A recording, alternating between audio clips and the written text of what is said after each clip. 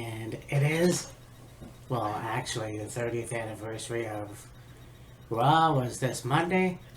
Yeah. So I figured, just like we did for the SmackDown, it really wasn't their 10th anniversary No. just yet, but we did one in 2018. Yeah. So I figured, let's do top 10 Wheels of Fury favorite Raw moments. Yeah. So, It should be fun and interesting. well, I mean, I picked 10. I'm sure you picked 10, so... I mean, we could go either way. It doesn't necessarily matter. Yeah.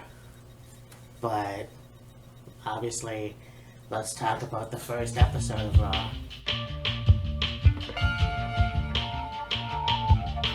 Which aired, well, January 12th, 1993. Yeah.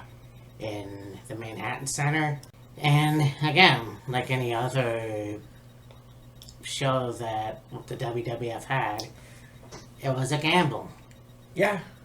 You know, you had obviously Saturday Night Main Event, you had Superstars, they had some other good shows, and this was kind of like, well, it's supposed to be Raw. I'm not quite sure how dirty it was back then. It obviously wasn't that dirty at all. I don't really think the concept of Raw was like, oh, it's going to be dirty in like, a sexual way or anything.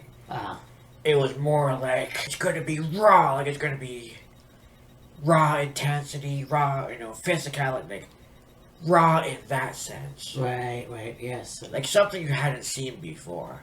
Yeah. With like, Superstars or Saturday Night's Main Event or Wrestling Challenge or That's the one. some other wrestling show that they would do once in a while. Well, mostly it was like, oh, we'll have this show and then you can, buy it on VHS.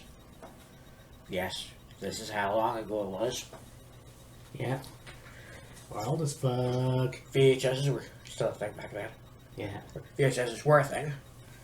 Anyhow, yeah, and then, I mean, this was a really good first episode. You got Sean Mooney interviewing Bobby Heenan as different disguises. Yeah.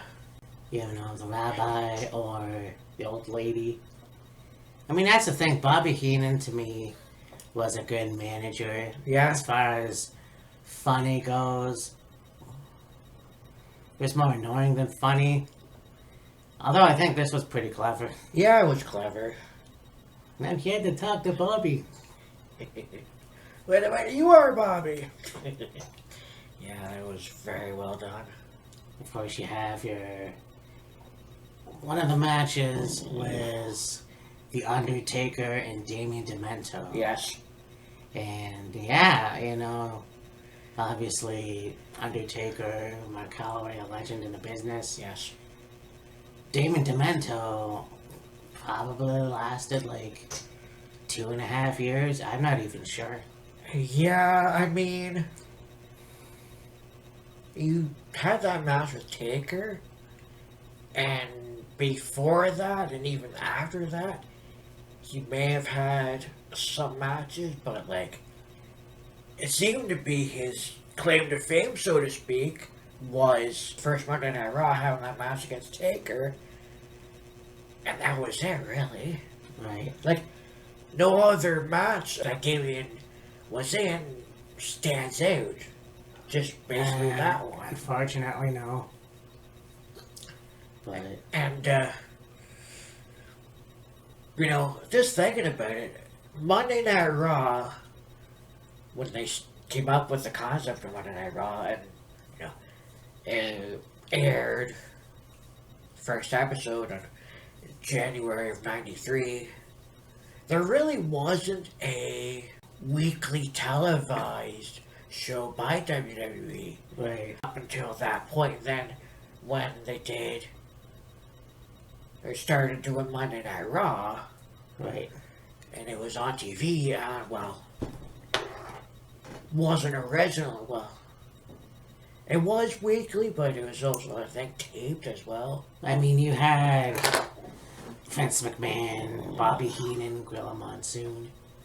You know, those guys that did Wrestle Challenge, basically, or Superstars, Yeah, or all those shows. yeah, But, yeah, for the first episode, I mean, you didn't know how long this was gonna go, obviously. And here we are 30 years later. yeah. Shit. Much like, WrestleMania, no one knew if it would be a success and how successful it would be. One of the biggest shows in the wrestling calendar, and Monday Night Raw was essentially the same thing. It's like, okay, I've got this idea for a show, have it on Monday nights for 2 hours, give more of a spotlight to the talent that we have, other than just what everybody would see watching, Superstars or Wrestling Challenge or whatever. And it was, I guess it was kind of a gamble. And yeah, here we are 30 years later, and it's the longest running weekly episodic show in wrestling history. Oh, yeah. 30 years, and they've got to be at 50, I think like 1,500 plus episodes by now. Well, yeah. Quite impressive. I mean, you also follow that up with SmackDown, which Right. aired in 1999. So Yeah. that's also the Show. second longest running WWF show. And I mean, you have to take into consideration a few years after this is when Nitro came in. Yeah, So you have the Monday Night Wars. yeah. So, Monday Night Raw started in 93, and it wasn't long after that, the same year, Nitro started. that's right, yes. So, yeah.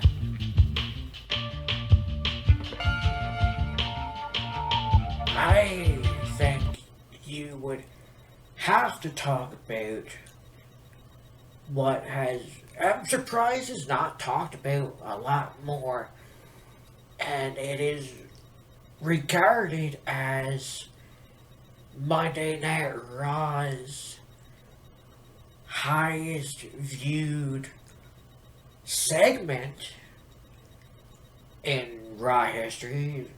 This Is Your Life, Mick Foley with The Rock. Yes. And it's kind of funny because I honestly would have never expected that. I mean, this was sports entertainment at its finest. Oh, yeah. And that's the thing. Mick Foley was always known for the king of the barbed wire death match.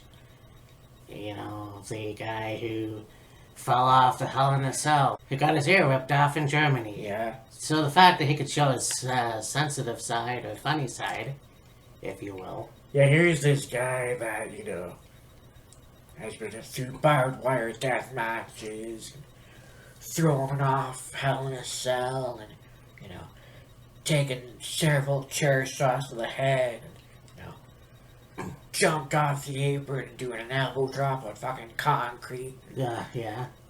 Anything and everything you can think of, hardcore wise, if you will. Yeah. It's like, and then, you see all the things he was doing comedic wise. It's like, the two just didn't go hand in hand. No. Mick Foley and comedy, but he fucking killed it. Yeah.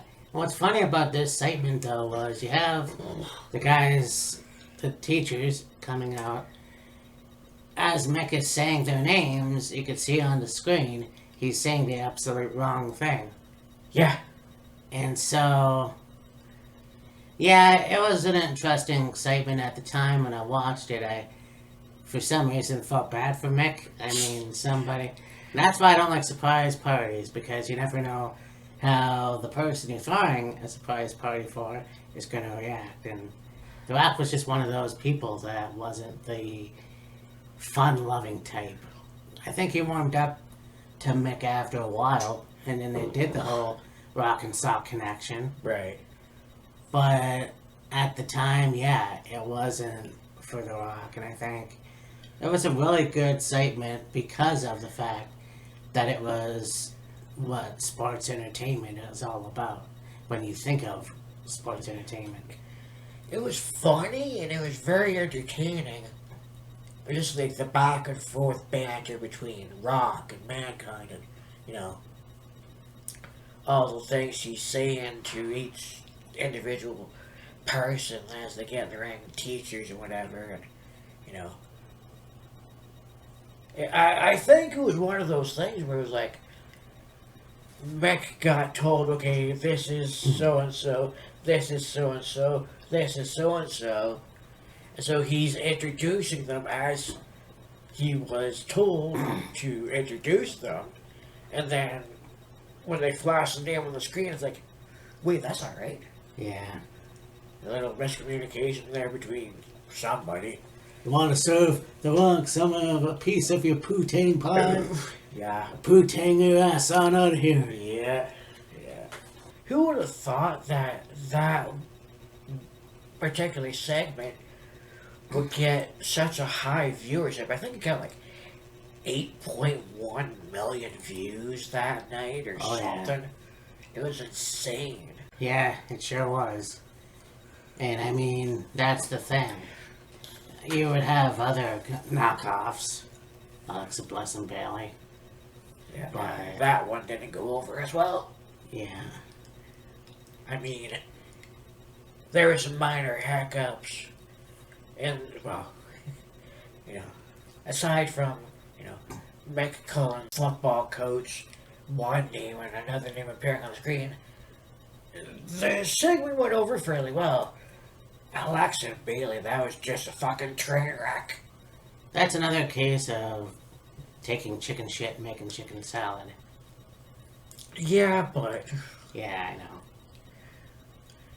When you look back at, you know, that segment with Rock and Mankind, and like I said, highest viewed segment in WWE history, you could say. And then you go to that segment, that bit with Alexa and Bailey, and, you know, it being regarded as the worst segment of all time. Yeah. Yeek.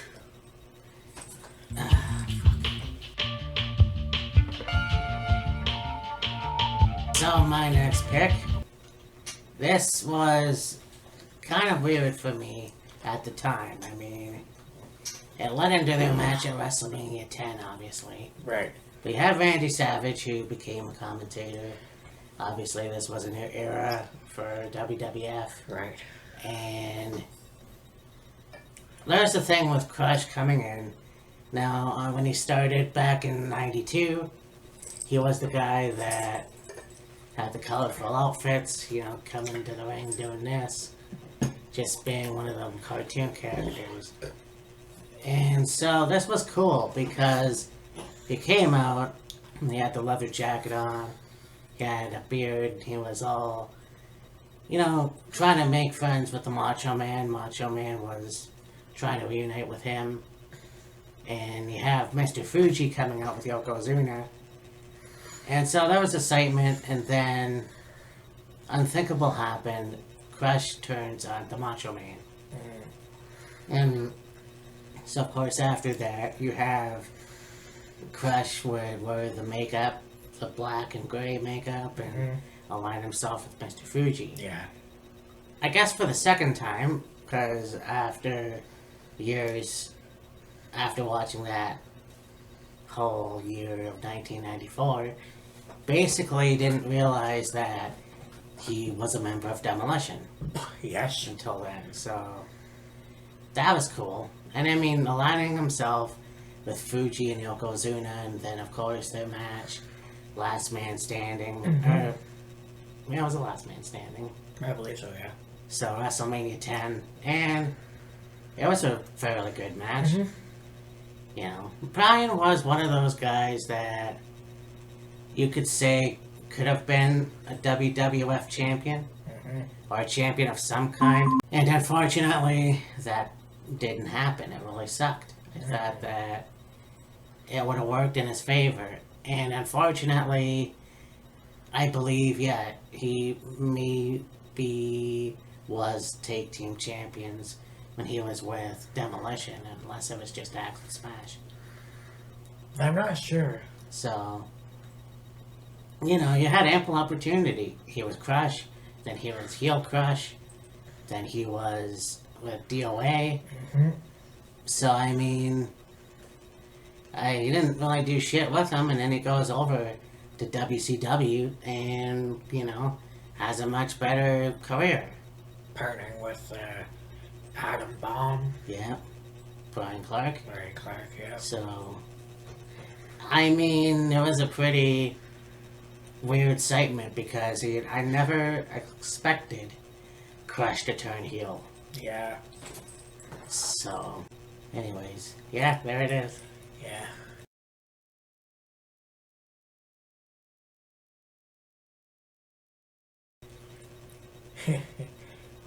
Talk about, top 10 favorite moments in Monday Night Raw, or moments in general. One moment that sticks out in my mind, and it's absolutely hilarious. I think I've talked about it a few times, but it's worth really diving into. This is from, I want to say, 99? Or maybe earlier. Having DX impersonate the Nation of Domination. Oh, yeah, that would have been 98, I believe. Yes, it was. 98, yeah. They had a feud during that time. Yes, this was like before you had all the woke son of bitches. You know, yeah, maybe it wasn't bad taste. Yeah. You know, especially Sean Waltman. But I mean, it was still a pretty funny, entertaining segment. Yeah. And I know what, to be honest, they probably talked to Ron and Charles and Mark before they did it. I'm sure they did, yeah. So I mean, I think about the corporation being made fun of with DX as well. Yeah. But this one was more memorable. Yeah. So I mean, they had a really good feud as well. Obviously, that year in SummerSlam, Triple H would defeat The Rock to become the Intercontinental Champion, and so on and so forth. But yeah, I agree. It was really another entertaining segment, and DX would be known for that. Oh, yeah. You should have smelled what the crock was cooking. Smell what the clock is cooking.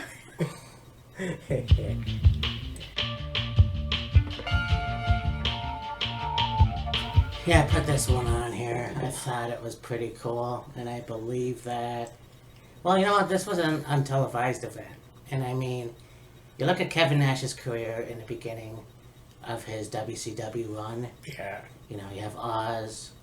Yeah. You've got the Master Blasters, Yeah. which was the shits. Of course, Vinny Vegas. Yep. You have Shawn Michaels watching WCW, and he sees Kevin Nash, and he's like, you know what?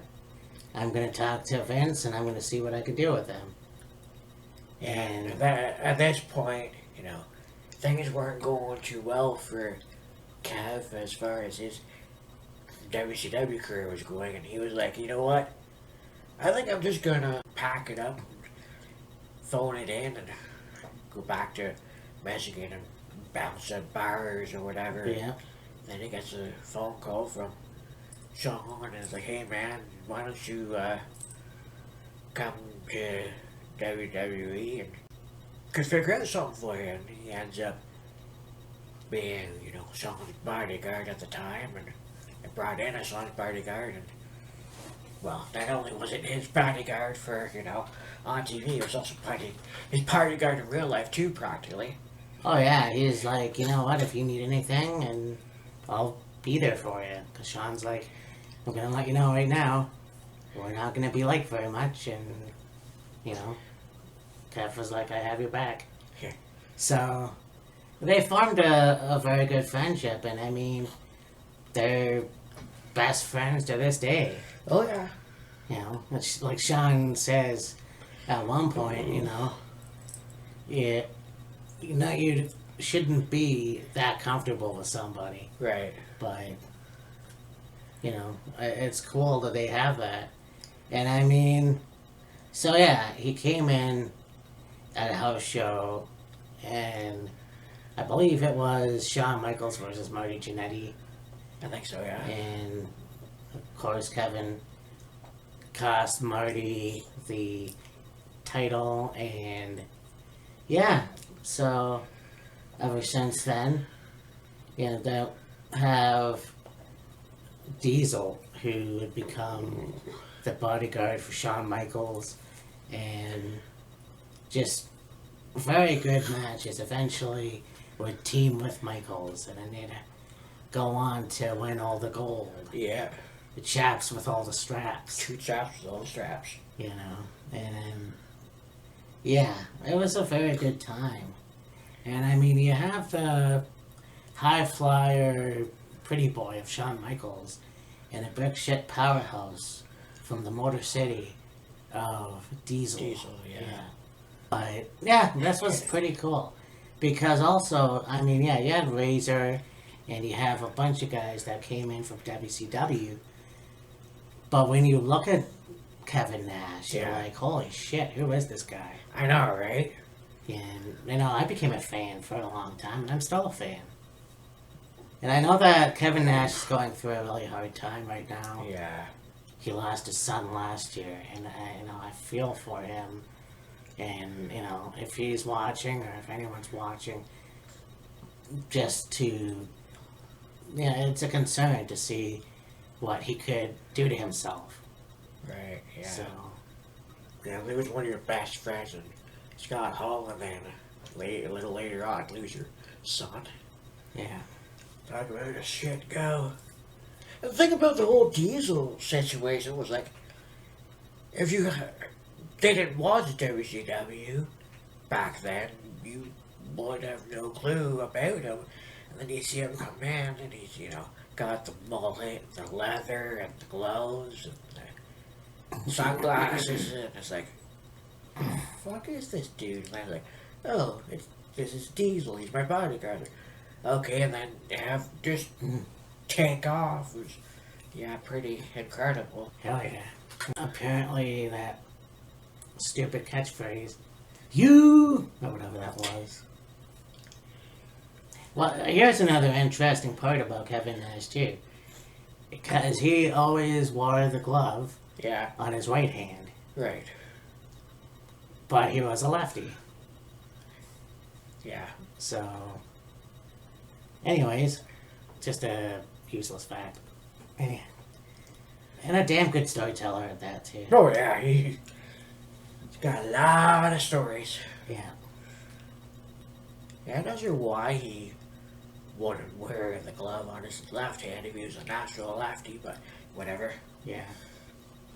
Never said. Yeah.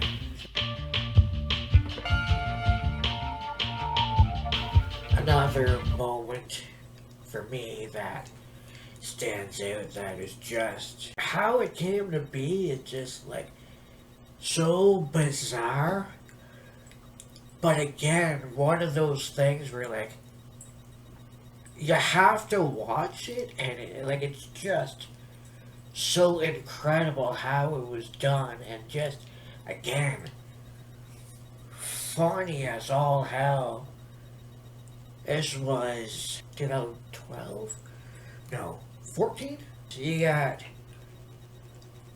Triple H and Shawn mocking Vince and Shane. Yeah, yeah. 2016. 16, yeah. Yeah. Yeah, that was fun. That was...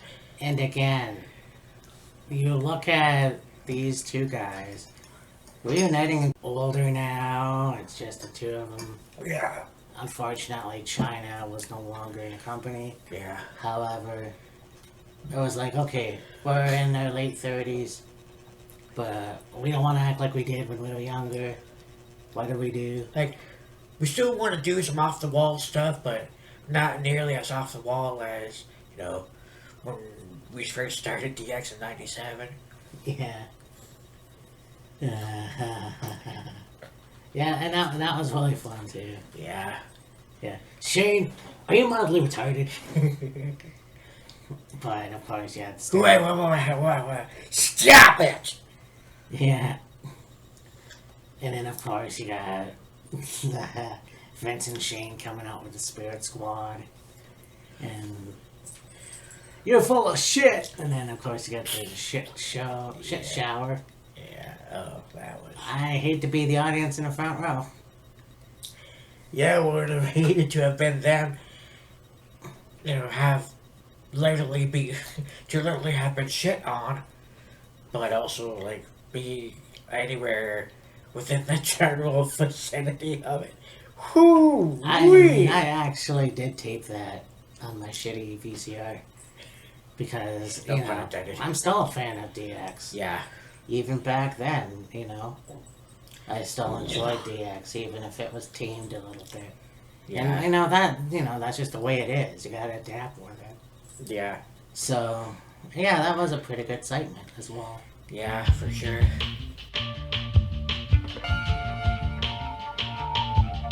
I'll go with this one.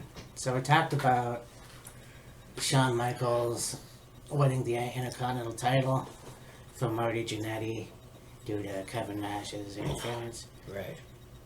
Yeah, you know what? So Marty comes back at the Royal Rumble, takes on Shawn Michaels. They have a feud for a bit. This is obviously due to the Rockers' breakup in '92 Yes. at the barbershop, which Yeah. I didn't see at the time because it was like way before, a few months before I started watching wrestling. Right. But my brother said it was gnarly. And yeah, this was a pretty good match.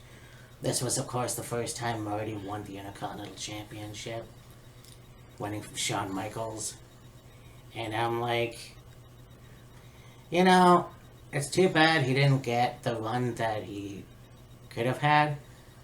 Again, it's one of those situations where I don't think the party was over for him. Right, yeah. But then again, the party wasn't over for Shawn Michaels. But for No. some reason, Marty Jannetty didn't get the same treatment. So Yeah. he honestly was in the company from '93 to '95. Maybe '96, I'm not sure. Something like that. You know, teaming with Al Snow, having a run with that, you know. I think he had a team with Sean Waltman at some point. So there's that connection. Yeah. And so, I mean, that was an interesting match. Having Marty Jannetty as the Intercontinental Champion was okay. I mean, it could have lasted a little bit longer than have Shawn win it back, but it is what it is. Yeah. At the time, yeah, it was lackluster. Yeah.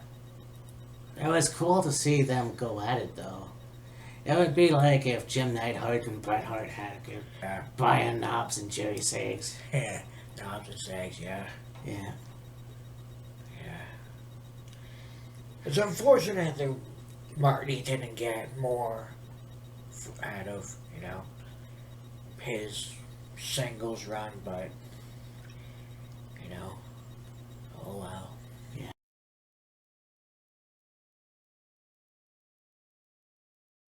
Let's go into some matches here.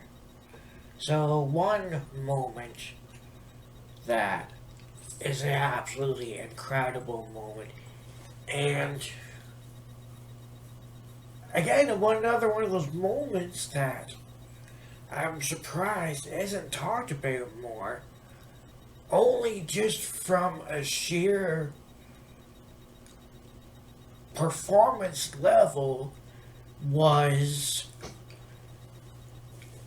the Go Home Raw was it the Go Home Raw or was it 2 weeks prior? And it was a Monday Night Raw. We were just heading into Elimination Chamber 2018, was it? And the gauntlet match where Kofi lasted over an hour. 19. 19? Yeah. That was such a good match. And, like, such a good performance by Kofi. Like, to go that long and, you know, just everybody that was in that gauntlet match was, you know, going to be in the Elimination Chamber match. But, just an outstanding match. It always amazes me how people play the race card. Yeah. Because it's like, oh, well, John Cena doesn't have to jump through hoops. Or Randy Orton doesn't have to jump through hoops. Well, that's, you know, Kofi. When you look at his career, and I talked about this last week. When he was WWE Champion, you know, for me, it was okay. It wasn't the best. Right. I think Big E made a better champion, to be honest with you. Fair I enough. just don't know what more Kofi could have done. I'm glad he won. Yeah. You know, I just think that this would have been more interesting to see how far it would go Yeah. if Lesnar hadn't showed up. I know. So, but yeah, I mean, when people say that, it's like, well, how do you know? Honestly. Yeah. But yeah, I mean, he did it. You know, he beat the odds, Yeah. honestly. So, and he got the title Yeah. at WrestleMania 35, Yeah. which was interesting for a number of reasons. Wooden fucking bland fucking piece of shit toilet fucking stool softened piece of shit fucking title. So there it is. Yeah.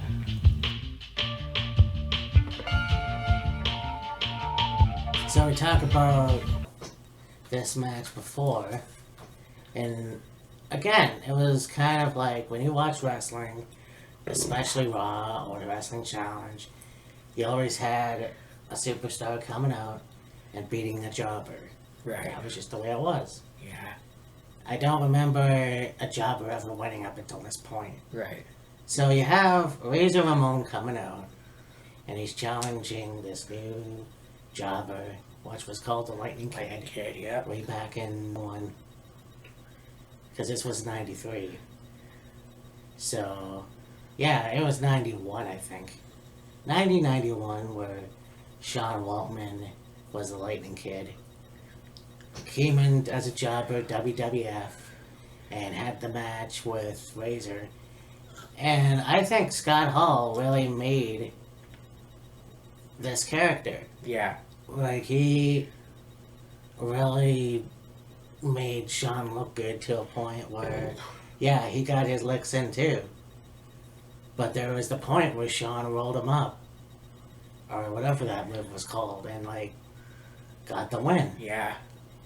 And I just remember being in shock. Oh, yeah.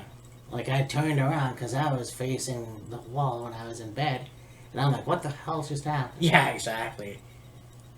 But it comes from the Lightning Kid to now all of a sudden, 1, he 2, is, 3 kid. so, and he had a good 4 years, I want to say, in WWF. Yeah. You know, right before going to WCW, then of course you have X-Pac a few years later, and then Right.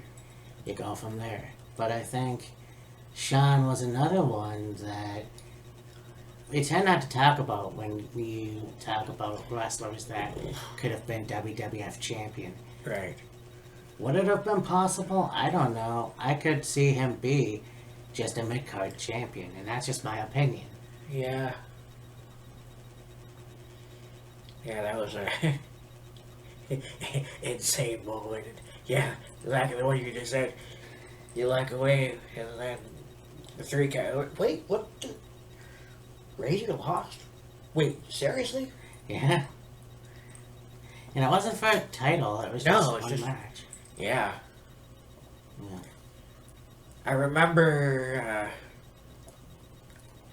It's a table for three with Scott, and Kev, and I think Sean as well. And they were talking about that match, and there's one point where I think Razor took a DDT on the concrete or something and was knocked a little loopy, and then he was like delirious and out of sorts, and Waltman ended up calling the spot for the moonsault, moonsault, Oh, yeah. hooked the legs and got the three. That's what that was. Yeah. Well, we miss you, Scott. We'll see you Yeah. again sometime.